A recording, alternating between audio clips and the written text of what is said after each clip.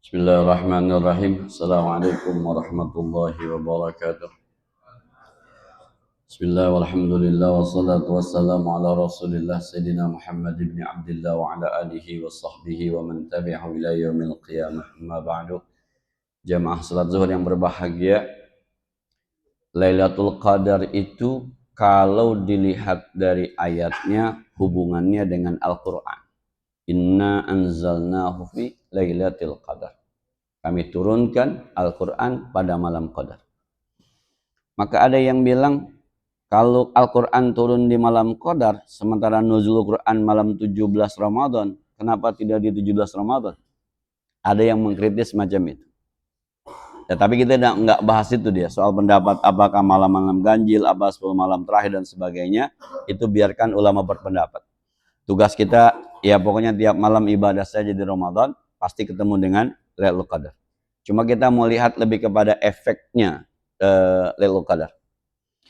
Ada sebuah buku yang mencoba membahas tentang Inna anzalnahu fi Lailatul Qadar. Pertama dia bilang, ketika Allah mengatakan Inna anzalnahu, kami turunkan Al-Quran pada malam Qadar, ini kan zaman Nabi. Sekarang kan Al-Qurannya sudah lengkap. Apakah masih ada Lailatul Qadar? Karena Qurannya udah lengkap sekarang. Dari 30 juz, 114 surat, 6.236 ayat. Quran turun pada malam Qadar. Quran turun pada malam Qadar. Sekarang Qurannya sudah turun. Apakah masih ada Lailatul Qadarnya? Nah, ulama sepakat, oh ya, tetap ada itu. Kenapa di Ramadan? Ayatnya mengatakan syahrul Ramadan allazi unzila bihil Quran. Bulan Ramadan diturunkan Al-Quran. Oke. Lalu, kalau memang Lailatul Qadarnya masih ada, berarti yang turun apa dong? Inna anzalnahu, kami turunkan Al-Quran pada malam Qadar. Sekarang Qurannya sudah turun. Malam Qadarnya masih ada. Lalu yang turun pada malam Qadar itu apa? Maka, kata diskusi panjang itu menghasilkan, yang diturunkan pada malam Qadar itu bukan Quran, tapi hikmah yang terkandung dalam Al-Quran. Ayatnya, yu'til hikmata may yasha wa may yu'tal hikmata faqad utiya khairan katsira. Allah memberikan hikmah. Hikmah itu yang tersembunyi, yang baik, yang dalam Al-Quran, yang digali, yang ketika itu ketemu, banyak orang yang nyaman. Banyak orang yang asik. Banyak orang yang tenang hatinya. Maka kalimatnya, faman wa may yu'tal hikmata, siapa orang yang diberikan hikmah, faqad utiya khairan katsira, dia mendapatkan kebaikan yang besar. Nah, udahlah, bapak-bapak sementara setuju dulu dengan pendapat ini supaya ini bisa diterusin. Kalau nggak setuju, selesai sampai di sini. Nah, setuju aja. Nah, karena yang ngomong saya kan. Ini jadwal saya, ntar jadwal bapak-bapak ada lagi. Nah, sekarang masalahnya kemudian, bagaimana cara mendapatkan hikmah ini? Nanti terakhir, bentuk dari beberapa hikmah. Bagaimana cara mendapatkan hikmah ini? Kata buku itu, karena hikmah ini berat, maka Anda harus diuji dulu. Lailatul Qadar itu ditaruh di ujung. Kenapa di ujung? Sebab Anda perlu persiapan yang luar biasa. Anda harus masuk arena pelatihan. Anda harus masuk arena pembiasaan. Maka tanggal 1 sampai tanggal 20 itu, coba Allah melihat, siap nggak Anda menerima hikmah? Bagaimana pergaulan Anda dengan Al-Quran dari tanggal 1 sampai tanggal 20? Bagaimana ibadah Anda dari tanggal 1 sampai 20? Bagaimana jaga lisan Anda? Agak melebar sedikit, Pak. Ada sebuah postingan bilang begini. Ada orang-orang yang menganggap Ramadan itu sebagai sekolahan. Di dalamnya ada pelajaran sabar, ada pelajaran menjaga hawa nafsu, ada banyak pelajaran itu, menjaga lidah dan sebagainya. Lulus, besok Idul Fitri, ilmunya diamalkan, menjadi sosok yang lebih baik. Tapi ada juga yang Ramadan ini menganggapnya sebagai penjara. Nggak boleh makan, nggak boleh minum, melihat bini harus merem, pengantin baru. Kalau pengantin lama melotot juga nggak ngaruh. Kalau pengantin baru kan lain, pengantin baru mah. Maka kayak nikah sebelum Ramadan itu bahaya, sebab dia makan tegangannya masih tinggi. Jangan dipegang, nyentuh aja sudah seret berebet begitu tuh kalau pengantin. Kalau pengantin lama diuyang-uyang diem aja pengantin lama, nggak ngaruh. Jadi dia menganggap bahwa Ramadan ini seperti penjara. Ada yang tertahan, maka ketika bebas Idul Fitri akhirnya kembali merdeka. Mulut tidak terjaga, nafsu tidak terjaga. Makanya ada orang yang Ramadannya berkali-kali Ramadan tidak menjadi la'alakum tattaqun, sebab di palanya ini adalah penjara. Nah, sehebat apa kita memahami Ramadan dilihat oleh Allah dari mulai tanggal 1 sampai tanggal 20. Apakah Anda layak menerima hikmah inna anzalnahu fi lailatul qadar? Masuk kita tuh. Bagaimana tarawih kita, bagaimana sahur kita, bagaimana tahajud kita, pergaulan kita, sedekah kita sebagai pengamalan dari Al-Qur'an. Nah, kalau saya tanya apa sebenarnya kita kalau dengerin orang baca Quran tuh seneng banget apa biasa aja sih? Jangan-jangan biasa ya? Kadang-kadang jangan, gue mau tidur gitu. Ya. Zaman-zaman dulu tuh anak kecil kalau mau ditidurin tuh kadang-kadang kan suka ibu-ibunya sambil mukul-mukul pantatnya tuh gitu ya, ambil pantatnya tuh sambil ara'aital ladzi yukadzibu biddin fadzalika pules tuh anak. Nah, dulu paling agak digendong kan ilahi lastulil pules tuh anak. Sekarang masih ada yang begitu? Enggak ada, udah enggak ada. Nah, ini karena korban lagu-lagu sekarang ya, yang jauh dari korban cinta satu malam. Jadi akhirnya tuh anaknya nggak bules-bules. Dah. Bagaimana kita mau bisa bertemu dengan hikmahnya Al-Quran kalau kita sendiri ketika imam jadi imam nih, tarawih misalnya, Allahu Akbar, habis waladhdallin, Bismillahirrahmanirrahim, Ar-Rahman 'allamal Qur'an. Bagaimana hati kita? Lama nih. Nah, gini dah Pak, yang di kampung-kampung ada imam baca begini. Alhaakumut takatsur hatta zurtumul maqabir kalla sawfa ta'lamun tsumma kalla sawfa ta'lamun. Kalla, ada imam baca begini. Alhaakumut takatsur hatta zurtumul maqabir. Lebih suka yang mana Pak? Yang pertama kedua?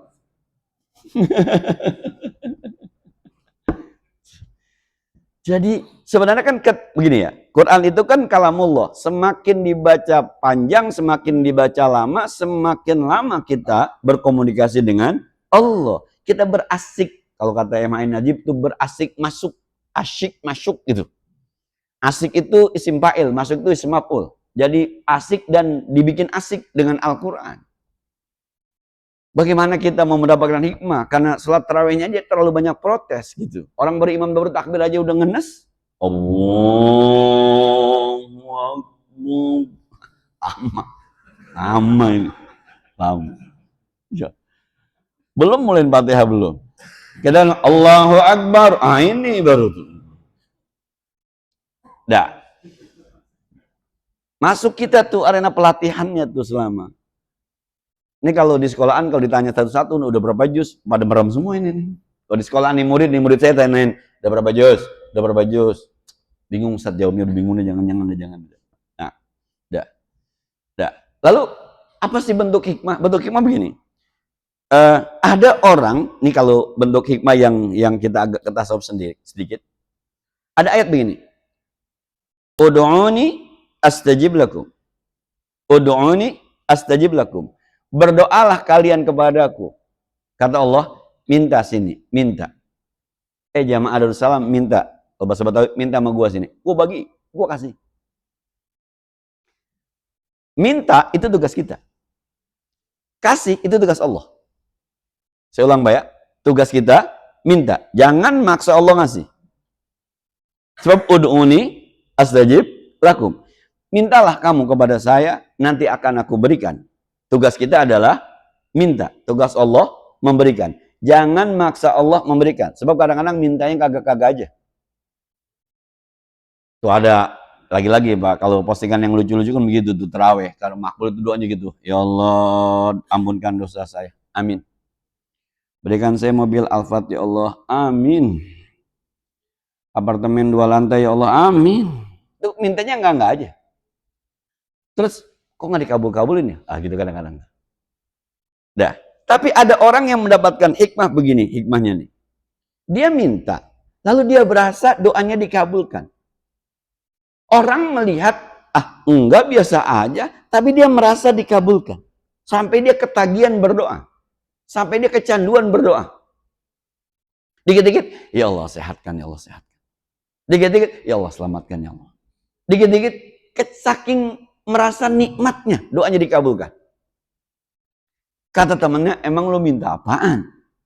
Ya, Allahumma innaka afuwun karimun tuhibbul afwa fa'fu anna. Allahumma inna as'aluka ridhaka wal janna wa a'udzubika min sakhatika wan nar. Rabbighfirli wa liwalidayya warhamhuma kama rabbayani shaghira. Itu mah biasa aja. Iya, tapi temannya tidak pernah merasa bahwa itu doanya dikabulkan. Dari mana dia merasa doanya dikabulkan? Kok hidup saya asik ya? Asik gitu. Orang udah ribut-ribut, THR kapan turun? Dia enggak ribut-ribut, ntar dia turun. Nah, pulang lebaran ke Jumat apa Sabtu, nggak ribut-ribut ya, mau Jumat di Sabtu pasti lebaran kan? Cuma saya pesan aja Pak, kalau di kampung Bapak banyakkan Jumat aja Pak, jangan Sabtu. Nggak enak lebaran diri-diri nggak enak. Kalau di kampung Bapak Sabtu aja jangan Jumat. Ustaz, saya udah telanjur nih, puasanya Rebo, saya harus lebaran Jumat. Di kampung saya Kemis, pasti Sabtu. Udah, lebarannya Jumat, diem-diem aja. Idnya besok Sabtu. Emang boleh? Lah, Ustaz yang ngomong. Boleh. Kalau dukun yang ngomong boleh lu tanya. Saya kadang-kadang sama istri bercanda begitu. Emang boleh Bi begitu Bi? Lah kan laki lu Ustaz. Kalau lu aja bini gua nggak percaya bagaimana yang lain? Sunan Abu Daud tuh suatu saat Nabi masih puasa nih. Mungkin kita anggap aja gitu zuhur kayak gini masih puasa. Datang rombongan dagang dari arah lain. Rasul, kemarin sore saya lihat hilal. Jadi dia jadang padang pasir, hilal tuh. Berarti besok lebaran. Ternyata Rasul masih puasa. Benar kamu lihat hilal? Benar ya Rasul. Udah, saudara, batalkan puasa kita hari ini. Harusnya ini Idul Fitri. Besok kita sholat idnya. Jadi hari ini Idul Fitrinya, idnya besok. Ya besok yang asik. Saya tidak merekomendasikan.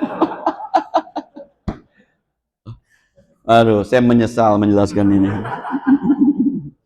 Jadi ikuti yang rame aja. Sekali lagi saya ulang, Pak. Darul Mafasid Muqaddam ala Jalbil Masalih ini kaidah usul fikih, mencegah kerusakan. Bapak ribut lebaran duluan sementara yang lain belakangan, atau Bapak ribut belakangan sementara yang lain duluan jadi ribut. Ributnya singkirkan, Pak. Ngamalin ilmu jadi ribut, singkirkan ilmunya, udah ngambil ilmunya silent aja. Kan gak enak Pak, yang lain lebaran Sabtu, Bapak Jumat sendiri di rumah tuh. Sambil ngopi, Allahu Akbar, Allah. Diri-diri Pak. Gak enak. Tapi kalau kejadian juga, udah nanti idnya Sabtu. Supaya, tetap guyup, tetap. Gak usah teriak-teriak, gue mau Jumat, gak usah teriak begitu Pak. Itu bikin ribut jadinya. Ya. Tapi ada orang-orang yang ketika berdoa itu, apapun yang dia minta, dia merasa, kok keluarga saya sehat semua ya? Kok saya nyaman aja ya? Kok saya sehat aja ya? Ada penyakit begini, kok saya nggak khawatir ya? Itu udu'uni astajib lakum. Dia sudah merasakan, ternyata nikmat ya berdoa tuh nikmat ternyata. Ada saja yang Allah berikan. Doanya mah kemana-mana Pak. Doa biasa dah. Wa'fu anna wa'fir lana warhamna anta maulana fansurna 'alal qawm. Doanya mah itu doanya mah. Tapi itu ngaruh di kehidupannya tuh. Nah, kadang-kadang merasa nggak punya uang, ya biasa aja. Duit lagi tongpes gitu ya, kantongnya kempes. Biasa aja. Tapi nanti ada saja di sisi yang tidak diduga-duga, jalan aja tuh ada. Dan sering dia dapatkan itu. Tiba-tiba ada yang nggak dihitung ada, subhanallah. Asik hidupnya. Maka saya punya teman begini. Emang enak mah kita dibercandain sama Tuhan gitu. Enak mah dibercandain sama Tuhan. Itu ud'uni astajib lakum. Itu hikmah. Ada orang dalam ilmu pengetahuan misalnya, alladzi khalaqaka fasawwaka fa'adalaka. Coba Bapak terjemahin apa tuh kalau di Quran tuh? Alladzi, zat yang khalaqaka, menciptakan kamu, fasawwaka, lalu membentuk kamu, fa'adalaka, dan membuat keseimbangan dalam tubuhmu. Dia baca, dia gali, dia baca, dia gali. Subhanallah, luar biasa. Ketemu tuh. Ketika ketemu, nggak yang dikhawatirkan. Allah yang ciptakan kita, Allah yang bentuk kita, jadi laki perempuan begini bentuknya nih, fiasnya taklid. Lalu Allah bikin keseimbangan. Seimbang betul badan kita. Saking seimbangnya, kalau kagak seimbang, ada alarm berbunyi. Coba, kurang zat makanan, alarm bunyi. Lapar gue. Kurang zat cair, alarm berbunyi. Haus gue. Ketika udah kelelahan, alarm berbunyi. Wah, ngantuk gue. Supaya ini tetap seimbang. Insya Allah. Muncullah ilmu gizi namanya. Coba. Dari itu tuh muncul ilmu gizi. Supaya seimbang. Tidur biar seimbang. Gitu ya. Sampai ketemulah minuman yang paling bagus adalah air putih. Gitu. Itu air putih minuman ikhlas, Pak. Nggak ada campurannya. Itu kalau ngomongin ikhlas, air putih. Kalau kopi udah nggak ikhlas. Teh manis udah nggak ikhlas. Kan ada campurannya. Dokter bilang, perbanyak minum air putih, Pak. Nggak ada kan dokter sering-sering ngopi, Pak? Nggak ada. Nggak ada. Sering-sering minum teh manis, Pak? Nggak ada. Tuh, ikhlas tuh. Air putih tuh. Itu dari waladzi khalaqaka fasawwaka fa'adalaka. Muncul sebuah ilmu pengetahuan namanya gizi. Itulah namanya hikmah. Siapa orang yang diberikan hikmah, maka diberikan kebaikan yang luar biasa. Nah, satu lagi, Pak, contohnya. Wa khalaqnal insana min nutfatin amsyaj. Inna khalaqnal insana min nutfatin amsyaj. Nabtalihi faja'alnahu. Kami ciptakan manusia min nutfatin amsyaj. Ini kita bicara tentang gramatika bahasa Arab. Nutfatin amsyaj. Nutfah, mani, amsyaj bercampur. Kami ciptakan kamu di sperma yang bercampur. Dah, diselidiki nih. Ini kan, mohon maaf Pak, kalau Bapak pernah belajar bahasa Arab gitu ya, di pesantren atau di sekolah-sekolah dulu. Itu nutfatin kalimatnya tunggal, namanya mufrad. Amsyad kalimatnya jamak. Ini kan, kalau bahasa Arab ini namanya na'at man'ud. Na'at man'ud. Na'at man'ud itu artinya yang sifat yang disifati. Itu na'at man'ud. Nutfatin amsyad artinya sperma yang bercampur. Kok satu disandingkan dengan yang banyak? Secara gramatika bahasa Arab nggak boleh. Itu ada kitab dasar namanya Jurmiyah. Contohnya Zaidun al-Aqilu, Zaidani al-Aqilani, Zaiduna al-Aqilna. Ya, satu dengan satu, dua dengan dua, tiga dengan tiga. Ini satu dengan banyak digabung jadi satu. Nggak mungkin nih, nggak mungkin. Masa iya Quran salah? Ini pasti ada rahasia di baliknya. Ternyata ketika diselidiki, mohon maaf Pak, khuliqal insanu mimma indafik, diciptakan manusia dari air yang keluar, yang mancur, yang muncrat. Air mani kita tuh kalau keluar bus gitu tuh, itu ketika keluar Pak, diselidiki ada 200.000 calon janin. Jadi ketika sekali keluar itu potensinya ada 200.000 calon janin. Itu di karyanya Harun Yahya, Profesor Dr. Harun Yahya. Tuh kalau di videonya tuh awal mula penciptaan manusia ketika keluar tuh 200.000 calon janin. Maka Quran mengatakan bercampur. Dari situlah kemudian apa hukumnya onani? Tuh muncul tuh. Apa hukumnya onani? Sebab ketika onani itu sia-sia 200.000 calon janin itu. Nah, dari situ tuh Quran tuh. Maka kemudian terus kemudian kok di 200.000 calon janin yang jadi cuma kadang-kadang satu, kadang-kadang kembar dua, kadang-kadang kembar tiga. Diselidiki. Ketemulah ilmu pengetahuan tentang reproduksi manusia. Itu namanya hikmah. Wa ma yu'tal hikmah faqad utiya khairan katsir. Dah, agak ngerucut sedikit Pak. Sekarang kita diminta puasa. Apa hikmah puasa? Saya kemarin diminta buka puasa bersama di tetangga sebelah tuh, pabrik baterai ABC Interkali. Ada pimpinannya, mohon maaf, saudara kita non muslim namanya Cornelis pimpinannya. Dia dulu sambutan, karena dia punya perusahaan, jadi sambutannya lama. Saya bilang biarin aja lama-lama, ntar jadi saya kan tinggal deket sama beduk maghrib. Nah, saya bilang jangan dijaga-jaga. Ustaz nanti biarin aja yang punya perusahaan ngomong, biarin. Salah satu sambutannya apa? Tahu nggak Bapak Ibu? Output dari puasa itu apa? Hikmah dari puasa itu apa? Dalam diri saya, wah ada Ustaz. Akhirnya pas naik saya bilang ini, Pak Cornelis mohon jangan sering-sering ngomong semacam itu. Itu jatah saya. Kalau Bapak terlalu pintar nanti saya nggak laku di sini. Pabrik ABC. Coba non Muslim coba. Saya mohon maaf lagi waktu kemarin mengaksi tarhib di RSUD Cengkareng. Kebetulan direkturnya juga non Muslim. Dia bilang begini, Pak Ustadz saya juga sebenarnya sering puasa. Salah satu yang manfaat puasa buat saya itu adalah ngurangin berat badan saya. Selama di rumah sakit Cengkareng badan saya naik 3 kilo. Besok ketika teman puasa saya mau puasa. Karena biasanya dengan puasa coba. Non Muslim sudah mendapatkan dalam tanda petik apa manfaat puasa. Nah sekarang kita ada, apa kira manfaat puasa? Pulang kampung. Itu mah gak usah nungguin puasa bang, pulang kampung mah. Teman saya main yang dari luar kota bilang, besok pulang kampung mas? Enggak kali Pak Ustadz. Emang kenapa? Aduh, ongkosnya naik Ustadz. Biasa kereta 250, 600. Anak saya 6, kaliin aja katanya. Ngapain gua ngaliin lu, terserah lu. Coba. Belum di sana nanti di kampungnya, aduh Ustadz, kalau kita dari Jakarta datang nggak ngasih nenek-nenek, nenek-nenek yang di sana tuh tahu betul kita kalau di Jakarta pokoknya bawa uang banyak kata dia gitu. Tapi sekali lagi, sebenarnya apa sih? Itu kan kalau pakai bahasa apa ya? Manfaatnya tuh la'allakum tattaqun. Semoga kalian bertakwa. Apa sih bertakwa? Bertakwa itu imtisalul awamir wa tinabun nawahi. Kita mau melaksanakan perintah Allah, kita masuk larangannya, asik aja kayak sekarang nih, nggak makan. Dah, ntar pas maghrib ketika kena teh manis atau berbuka dengan yang manis, yang ada korma alhamdulillah, nggak ada korma, pakai semangka aja yang manis juga nggak apa-apa. Tapi nggak usah pakai bini orang. Ada tetangga Pak janda manis itu enggak, bukan itu bu. Kalau korma nggak ada buah lain yang manis. Tapi jangan apa namanya, jangan ini pakai iklan berbuka dengan yang manis, akhirnya ngiklanin minuman kan gitu ya. Jadi buah boleh semangka, boleh melon, yang penting buah. Karena korma itu juga bentuknya adalah buah. Silahkan. Air putih juga bagus. Tapi kan ketika sudah itu selesai itu, lapar, haus, selesai udah sampai di situ, begitu doang. Dunia tuh cuma begitu. Yang kalau nggak puasa nih masuk bakmi masuk, bakso masuk, bakwan masuk, bapau masuk, apa lagi yang belum masuk? Bakyak masuk.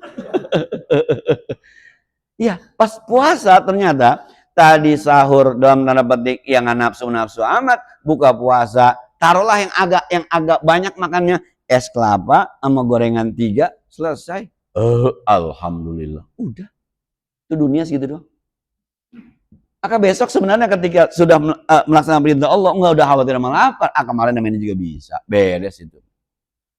Enggak ada yang perlu dikhawatirkan. Orang yang mendapatkan hikmah puasa dari itu, la'allakum tattaqun, maka hidupnya la khaufun alaihim walahum yahzanun. Tidak ada rasa duka cita, enggak ada rasa takut, biasa aja.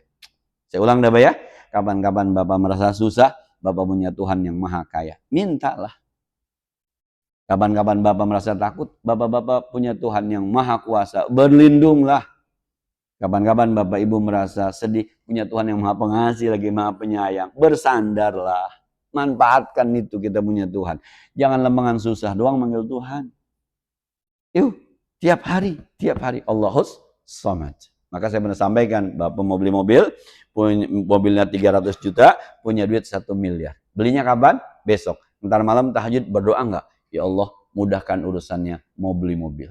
Enggak, duitnya 1 miliar, mobil 300, aman. Allah nggak perlu ikut campur, gitu kan? Yang berdoa kalau mobilnya 300, duitnya cuma 10 juta, baru berdoa. Ya Allah, berikan keajaiban. Baru susah, baru manggil Allah. Yuk, hidup kita sumbernya dari Allah, hidup di dunia dengan nikmat Allah, di jalan Allah, dan akan kembali kepada Allah. Saya kira itu yang barangkali ada pertanyaan tentang ini atau lainnya dipersilakan. Kita masih punya waktu 5 menit insya Allah ke depan. Ada yang perlu diselesaikan tentang ini atau lainnya, silakan.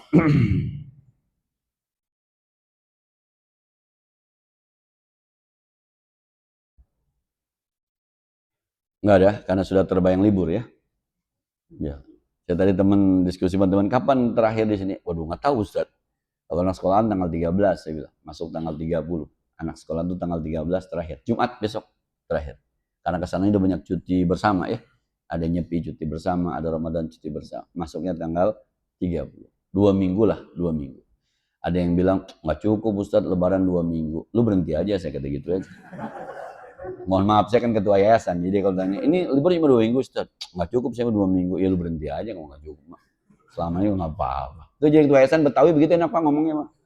Yayasan Betawi begitu enak ngomong. Nggak pakai tedeng-aling, lu berhenti aja. Saya kadang-kadang kalau ada orang begitu, apa ya, suka protes sama honor segala macam. Bahkan kita udah hitung, honor kita di swasta itu lebih tinggi. Ada yang bilang, ini gaji nggak naik? Nggak. Saya bilang gitu, enggak. Emang apa? Nggak ngapa-ngapa. Saya bilang kalau nggak suka ya berhenti aja, kolanan masih banyak. Tuh enaknya jadi ketua yayasan Betawi Pak, enak Pak. Jadi ngomongnya cepak-cepak begitu tuh. Nah, cukup ya? Iya silakan. Iya, saya tadinya saya termasuk ham-ham zakat pakai uang gitu, termasuk yang semakin mulai saya semakin yakin bolehlah zakat pakai uang menggunakan mazhab Hanafi. Kalau mazhab Syafi'i nggak boleh pakai uang, harus kutul balik.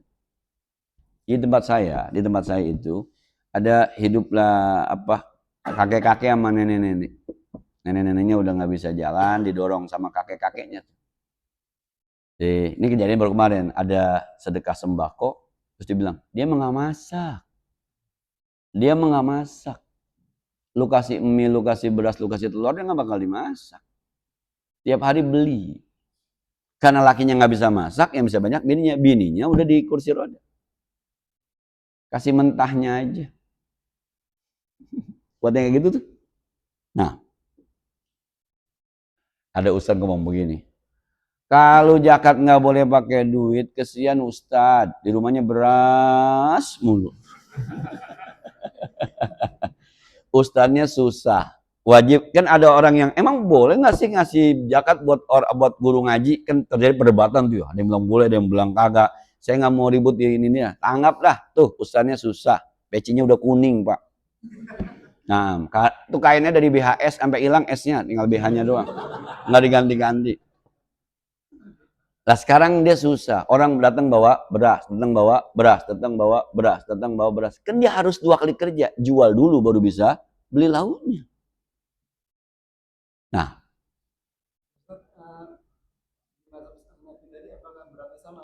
enggak. Di mazhab Hanafi itu berasnya kalau kita pakai literan 5 liter. Beda, beda. Jangan digas setengah dikali harga beras. 5 liter kali harga beras. Saya jadi mahal Ustad. Pelit lu. Orang Betawi gitu Bang ngomongnya Bang. Laila sedekah setahun sekali aja pakai perhitungan. Beras berapa duit sih gitu ya? 15.000 kali 5 liter kali 5 liter 15.000 kali 5. Itu doang udah. Berapa? 75 ya? 75. Lembengin 100 juga masih boleh dilembengin 100. Jangan di masjid ini mahal, masjid sono aja. Astagfirullahaladzim. Setahun sekali. Boleh, boleh. Kalau saya mohon maaf, kalau saya di rumah mohon maaf karena ikhtiyat. Saya kalau itu beras 5 liter di rumah. Saya tuh sama keluarga, tapi saya ngomong mana-mana, Bang, ngomong bapak doang nih. Karena lanjut yang nanya. Sebab ikhtiyatnya begini, 3,5 liter itu kan kias dari 1 sok. Zaman Nabi itu tidak ada literan. So'an min burrin, wa so'an min tamrin, wa so'an min 1 sok dari korma, 1 sok dari gandum. 1 sok, berapa kurang 1 sok? Hitung. Katanya 3,5 liter. Indonesia, literan Baghdad lain lagi. Nah, mazhab Hanafi kira-kira ukurannya sampai 5, sekian kilo deh. Jadi 5 kilo tuh. 5 liter. Maka saya ikhtiyat ngambil yang paling tinggi dah, 5 liter. Kalau yang betul mazhab Syafi'i, lebihnya sedekah. Kalau yang betul mazhab Hanafi, aman. Kalau saya begitu. Udah gitu, dalamnya saya turin duit tuh 50.000 atau 100.000. Paling kagak ini berasnya, ini buat beli minyak sayurnya, telurnya, mie-nya, sonai, sogut, ya. Kalian.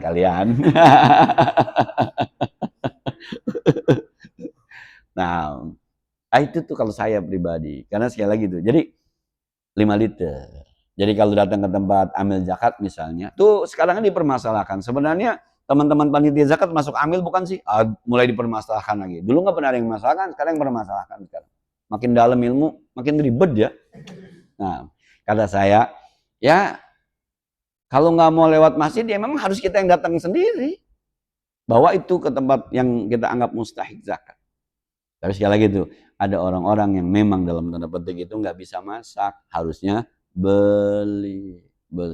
Ada kiai di sebuah pengajian, ketika ditanya ini bilang ini, sekarang ini bapak-bapak nih ngasih hadiah kepada saya, kain semua, nggak ada amplopnya. Coba, masa iya bulan Syawal saya buka toko jualan kain? Beras. Jadi ya, menurut saya udah jangan dipermasalahkan lagi. Silahkan yang memang menggunakan uang silahkan, tapi ngukurnya biar benar. 5 liter kali berapa begitu. Kemudian yang pakai beras juga silahkan. Nanti panitia yang mengolahnya. Nah, ada lagi? Cukup deh ya. Jangan pakai beras merah, Pak ya. Walaupun mahalan, jangan pakai beras merah. Dia bukan makanan pokok, itu makanan orang sakit. Bukan makan. Ini mahal nih. Iya, biar mahal. Kagak enak. Saya pernah makan, Mbak. Itu disayurin, diapain kagak nyambung, Mbak. Emang makanan sehat gitu. Cukup deh ya. Semoga sampai akhir Ramadan kita tetap istiqamah, bertemu dengan malam qadar, dan kita yang layak mengucapkan minal aidin wal faizin taqabbalallahu minna minkum al-Fatihah. Bismillahirrahmanirrahim. Alhamdulillahirabbil alamin arrahmanir rahim maliki yaumiddin. Iyyaka na'budu wa iyyaka nasta'in ihdinas siratal mustaqim. صراط الذين أنعمت عليهم غير المغضوب عليهم ولا الضالين اللهم صل وسلم وكرم وبارك على سيدنا محمد وعلى آل سيدنا محمد اللهم إنك عفو كريم تحب العفو فاعف عنا اللهم إنك عفو كريم تحب العفو فاعف عنا اللهم إنك عفو كريم تحب العفو فاعف عنا وصلى الله على سيدنا محمد وعلى آله وصحبه وسلم والحمد لله رب العالمين السلام عليكم ورحمة الله وبركاته. الله منا منك